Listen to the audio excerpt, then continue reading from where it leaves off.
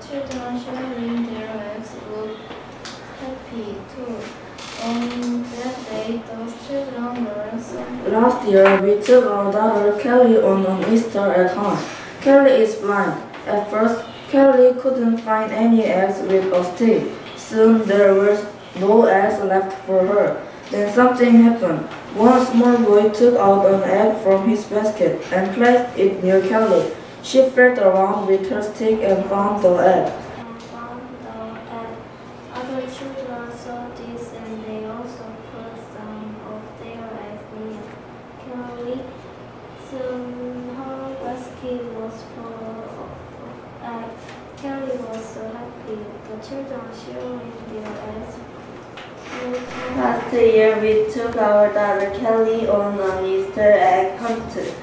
Kelly is blind. At first, Kelly couldn't find any eggs with a stick. Soon there were no eggs left for her. Then something happened.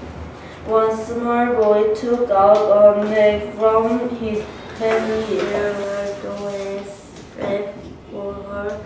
Then something happened. One small boy took out an egg from his basket and placed it near Kelly.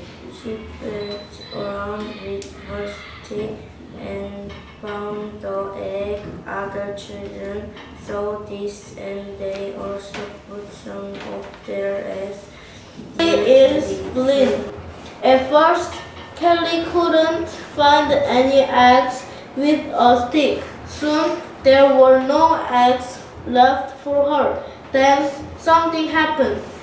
One small boy took out an egg from his basket and placed it near Kelly.